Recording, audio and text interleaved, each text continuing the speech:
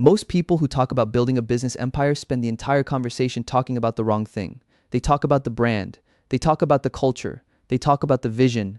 Those things matter in the way that paint matters to a house. The structure underneath is something else entirely. The operating company is where cash flow is born. It is where risk lives and concentrates and sometimes detonates. It is where control is tested every single morning before anyone checks their phone. Everything else, the holding company, the LLC layers, the trusts, the management fees, the intercompany loans, those are wrappers and rules.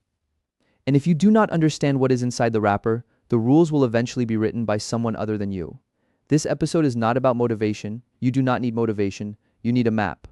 A map of what ownership actually looks like at each level, from a side hustle generating $4,000 a month to a platform company doing $500 million in enterprise value. The levels are real. The transitions between them are the part nobody explains clearly. That is what we are going to do here. Start with the distinction that most owners learn late. Some never learn at all. The operating company and the holding company are not the same thing. The operating company is the entity that touches the world. It holds the assets, it signs the contracts, it employs the people, it invoices the customers. It carries the liabilities. When a supplier threatens to sue, they are suing the operating company when a customer's payment is late and your payroll is in 3 days. That tension lives inside the operating company. When you hire someone and that person underperforms and you have to have the conversation, that decision right, the right to act, sits inside the operating entity and only inside it. The holding company owns equity in the operating company. That is it. It does not have employees in the early stages. It does not have customers. It has ownership stake. It receives dividends. It can hold real estate or intellectual property that it leases back to the operating entity. It can sit above multiple operating companies and own pieces of each one. But the holding company's value is entirely derivative. If the operating company produces nothing, the holding company owns a shell. The entire conversation about empire building begins and ends with understanding what the operating company is actually doing and who actually controls it. Here's the control stack. Write this down because it is not something that shows up in a business school brochure. Cash flow rights are who receives the distributions when the company produces profit. Voting rights are who decides the major strategic questions. Board rights are who sits in the room when those questions are formally made. Covenants are the negotiated conditions attached to debt or equity investment that limit what management can do without permission. Things like maximum leverage ratios, restrictions on new debt, approval thresholds for capital expenditures, and then the one that clarifies everything else, who can fire whom. In a simple owner-operator business, the same person controls all 5. That person is you. You take the cash, you vote, you're the board, you have no lender covenants because you have no lender, and you cannot fire yourself. This is simple. It is also fragile. The entire structure depends on one person's continued presence, judgment, and availability. As the business scales, each of those 5 rights begins to separate. That separation is not a loss. It is the mechanism of scale. But if you do not understand what you're separating and to whom, you will sign documents that redistribute your control in ways that take years to untangle. The operating system of ownership is different from the control stack. The control stack tells you who decides. The operating system tells you how the company actually functions week to week. This includes financial reporting, how often you see a P&L, how accurate it is, how fast it is produced after month close. It includes budgeting, whether the company is running against a plan or simply running. It includes the KPI cadence, the weekly and monthly numbers that tell you whether the business is on course before the financial statements confirm it. It includes approval workflows, who can commit the company to a purchase, a hire, a contract, a refund without escalation. It includes bank relationships, the credit lines, the treasury accounts, the lockboxes, the sweep structures that determine how cash physically moves, and it includes the legal entity map, which LLC or S Corp or C Corp signs which agreement, which entity is exposed to which liability, and whether the structures you built actually provide the separation you assumed they did. Most businesses do not fail because the market disappears. Most businesses stop scaling because the ownership infrastructure does not scale with the revenue. The owner who is making every decision at $800,000 in revenue is still making every decision at $3.2 million. The reporting that was a spreadsheet one person maintained now has errors that nobody catches because there is no review process. The bank relationship that was a local credit line adequate for the early years now has covenants incompatible with the next phase of growth. The incentive structure for the first manager hired was designed informally and has never been revisited. So the manager's interests and the owner's interests have quietly diverged in ways neither party has fully named yet. Delegation does not happen automatically. Controls do not emerge from growth. Incentives do not align themselves. These are designed elements, and if they are not designed intentionally, they are designed accidentally by whatever defaults the owner's fatigue produces under pressure. 3 currencies start appearing early, before the business is large enough to have an institutional investor, before anyone is talking about a board, before the word empire applies in any meaningful way. The first is margin quality. Not just whether the business is profitable, but whether the margins are durable, whether they compress under volume or expand, whether they are structural or circumstantial. A business doing $2 million in revenue at 11% net margin and a business doing $2 million at 31% net margin are not the same kind of asset. They require different amounts of everything to sustain and grow. The second currency is management bandwidth. This is the rarest resource at every stage. It is the human capacity to hold complexity, execute reliably, and make good decisions under incomplete information. You can buy equipment. You cannot buy another 40 hours of genuine leadership attention per week. How you allocate management bandwidth is the most consequential capital allocation decision an owner makes at the early and middle stages of a company's life. The third currency is balance sheet capacity. This is the room the business has to absorb a bad quarter, fund a growth opportunity, survive a customer concentration event, or take on debt without triggering a covenant violation. Businesses without balance sheet capacity are brittle. They can be excellent and still be brittle. Brittleness is a structural problem, not a performance problem. Fixing it requires understanding the balance sheet, not just the income statement. These three currencies, margin quality, management bandwidth, and balance sheet capacity, will come up again at every level of this ladder. They are the signal beneath the signal. The revenue number tells you how large the business is. These three tell you what it is actually worth and whether it can become something more. The first level is not glamorous. You know this because you're living it or you have lived it. Revenue is personal output. You stop working. Revenue stops arriving. The systems are in your head, which means the systems are not systems at all. They are habits belonging to one person. The equity, if you want to call it that, is sweat and optionality. Sweat because you have put in the hours. Optionality because the thing you built could become something, but it has not become something yet. The distinction matters. A side hustle at level 1 is not a company. It is a job you own. That is not an insult. It is a structural description. And it is the starting point for everything that follows. At this level, margins are accidental. You priced based on what felt reasonable or what a competitor charged or what a client would accept without flinching. You did not build the price from cost up. You did not model what margin you needed to fund the next year's growth. You guessed, and the guess was close enough. Management bandwidth is entirely consumed by delivery. There is no bandwidth left for the business because you're the business. Balance sheet capacity is near zero.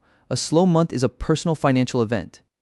The owner identity at level 1 is technician. You are the best at the thing the business does, and that is both the reason the business exists and the ceiling it is pressing against. Level 2 is where the business becomes a business. This transition does not happen from a single decision. It happens from a sequence of disciplines applied consistently enough that the company begins to function without your hands on every output. You write the standard operating procedures not because a consultant told you to, but because you hired someone and realized your instructions lived entirely in verbal history that varied depending on the day. You install pricing discipline, you know your cost of goods, your labor burden, your overhead allocation, and you build the price from those numbers outward to a margin you have chosen, not a margin you inherited by accident. You hire your first manager. This person is not you. They do not need to be you. They need to be reliable, trainable, and willing to be held accountable to a number. Merges improve at level 2 through repeatability, not heroics. That is the sentence to write down. Heroics are expensive. Repeatability is cheap. When the process is documented, the error rate drops. When the error rate drops, the rework cost drops. When the rework cost drops, the margin improves without anyone working harder. This is the first structural margin improvement in a company's life, and most owners miss it because they are still performing heroics. Debt becomes usable at level 2, but only if you have done the work. Clean books, consistent cash flow, APNL that a banker can read without needing a translation. The concept you need to understand is debt service coverage ratio. The lender wants to know whether your cash flow, after all operating expenses, covers the debt payment with room remaining. Typically, they want 1.25 times coverage or better. That means for every dollar of annual debt service, you need $1.25 of net operating income. This is not an obstacle, it is a measurement tool. If your coverage ratio is 1.6, you have real borrowing capacity. If it is 0.9, you do not, and a lender telling you no is doing you a favor. The question at level 2 shifts from can I borrow to should I borrow. That shift in framing is the signal that the owner is operating like an owner and not like someone who is simply grateful when a lender says yes. Governance starts small at level 2, and it should. A weekly operating meeting with a set agenda. Role clarity on paper, not just an assumption, a defined threshold for who can authorize a purchase, a hire, a discount, a refund. And one discipline that many owners resist the longest, separating owner spending from business reinvestment. Your personal draw is a line item. It is not the residual after everything else. The business reinvests first from a plan, and then you are compensated from what remains after that plan is funded. This is the single accounting habit that most cleanly separates an owner from an operator. Level 3 is the multi-location operator. You now have more than one place the business runs. This introduces a problem that does not exist at one location, the gap between your standards and what actually happens when you are not present. Standardization is the answer, but standardization applied without any local autonomy creates a different problem. which is a rigid system that cannot adapt to the specific conditions of a specific market. The resolution is unit economics. You define the financial model each location must hit, and you give the local operator the latitude to make decisions within that model. Revenue per unit, labor as a percentage of revenue, contribution margin per location, these become the language of accountability. Middle management appears at level 3. This is the layer between you and the people doing the work, and it is the layer that most commonly breaks under pressure. Quality drifts, culture dilutes, you begin hearing about problems after they have already cost you something. The fix is not more oversight, it is better incentive design. Profit share tied to unit performance, phantom equity that vests over time and aligns the manager's wealth building with the company's minority. Partnership structures for operators who are genuinely building something alongside you.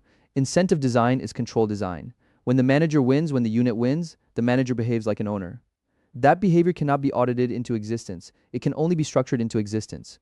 Exit options brought in meaningfully at level 3. An asset sale to a local buyer, a small strategic acquirer who wants your locations and your processes, but not necessarily your continued involvement. An SBA-structured recapitalization that lets you take chips off the table while retaining operating control. Or the path that receives the least attention and deserves the most. Keep the business, compound the cash flows, and build the balance sheet until the business finances the next level of growth internally. Each of those paths carries different tax consequences, different control implications, different identity consequences for you as the owner. The choice is not which option is best in the abstract. The choice is which option is best given what you actually want from the next decade of your life. That question cannot be answered by a spreadsheet. It has to be answered before you open the spreadsheet. Level 4 is where the language changes. You are no longer running locations. You are building a machine that runs locations. The distinction sounds like semantics. It is not. Running locations means your attention is the scarce resource. Building a machine means your attention is the architect's tool, applied once to the system design and then withdrawn from the daily operation. The company at this level is called a platform company, and the word platform is precise. It means there is shared infrastructure underneath every operating unit. Centralized finance, centralized HR, centralized technology, centralized procurement, each new acquisition or new location does not require you to rebuild the back office. It plugs into the infrastructure that already exists. The marginal cost of adding a unit drops. The integration timeline compresses. The platform is the asset. The locations are the output. Acquisition, integration becomes a repeatable process at level 4. Not a heroic one-time project managed by you personally, but a documented playbook with owners, timelines, and milestones. Day 1 through day 30 covers financial system migration. Day 30 through 90 covers cultural onboarding. Day 90 through 180 covers performance alignment to platform standards. You have run this enough times that the playbook has been revised 3 times, and the revisions came from the people executing it, not from you. The capital stack gets serious here, and this is where ownership can silently change hands without a single signature, transferring your name off the deed. Senior debt sits at the top of the structure. It has the first claim on cash flows and assets. Below that is mezzanine, which is part debt and part equity, priced to reflect the elevated risk of its subordinate position. Below that is preferred equity, which has priority over common equity in distributions and in liquidation. At the bottom is your common equity, which means you are last in every scenario where the structure is unwinding. Covenants accompany each layer. Leverage ratios. Fixed charge coverage minimums, restrictions on additional borrowing, restrictions on dividends to equity. If you breach a covenant, control provisions trigger. The lender does not need to foreclose to reshape your options. The covenant already has. Understanding your capital stack is not a finance exercise, it is a control exercise. Every basis point of interest and every covenant threshold is a sentence in the contract that governs who actually runs this company when things get difficult. Level 5 is the institutionalized enterprise. The owner is no longer an operator. The owner is a capital allocator. That transition is the most disorienting one in the ladder, because the skills that built the company are not the skills that govern it at this level. What built it was judgment applied to operations. What governs it now is judgment applied to capital deployment, risk tolerance, leadership selection, and board-level accountability. Board governance appears here with real teeth. Independent directors who do not need you to like them. Audit committees that review financial reporting with external eyes. Risk committees that surface compliance, cybersecurity, labor, and concentration exposures before they become events. Executive compensation tied to long-term performance metrics, not just near-term revenue. Audited financial statements prepared by a firm whose name you can say out loud to any institutional investor without clearing your throat. These are not bureaucratic accessories. They are the infrastructure of institutional trust, and institutional trust is what allows institutional capital to enter the structure. Margins at this level must be defended, not assumed. Organic growth and acquisition growth are not the same quality of growth, and sophisticated capital knows the difference. Organic growth compounds from unit economics that are real. Acquisition growth can inflate revenue while quietly compressing margin if integration costs, customer acquisition costs, and churn in acquired books of business are not tracked with discipline. Working capital management becomes a strategic lever. Faster collections, optimized inventory turns, payables extended to their contractual maximum without damaging supplier relationships. A company at this level that manages working capital well is funding its own growth with operational efficiency. A company that does not is perpetually borrowing to fund the gap. The risk profile shifts in a way that surprises most founders. Key person risk fades because the machine no longer depends on one person's judgment at the operational level. What rises in its place is systemic risk, a compliance failure in one subsidiary that creates liability across the structure, a cybersecurity breach in the shared technology infrastructure that exposes every operating unit simultaneously, a labor relations event at the largest location that reshapes the employment model company-wide. Concentration risk in a single customer, a single geography, a single supplier that no single location ever needed to worry about but which the consolidated entity now cannot ignore. Structure is the answer. Legal entity design that contains the blast radius, insurance architecture that covers the exposures, governance protocols that create accountability at every layer so that no single failure propagates unchecked through the full platform. Level 6 is the $500 million enterprise. Multi-entity governance means each subsidiary has its own board or oversight structure, its own reporting requirements, its own relationship to the platform. The leadership bench is not a backup plan. It is the strategic asset. You have built people who can run divisions you will never personally touch. Succession planning is a document that exists and is reviewed annually, not a conversation you're planning to have. Eventually, control at this scale is maintained not through presence but through governance design, incentive alignment, and the culture that predates the growth and survived it. The exit menu at this level is real and it is varied.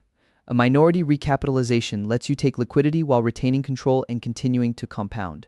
A majority sale to a strategic or private equity buyer converts the equity you built into a number with a wire transfer attached. An IPO path offers public market liquidity and a currency for future acquisitions, but introduces a quarterly reporting cadence and a shareholder relationship that never fully sleeps. A perpetual hold, if the cash flows support it, keeps everything and converts the enterprise into a generational wealth vehicle that pays you indefinitely without a transaction. Each path trades something specific. Minority recap trades some liquidity for continued control.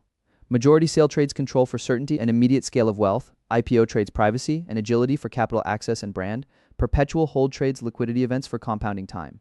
The machine you built decides which trade you can afford to make. Start with the machine.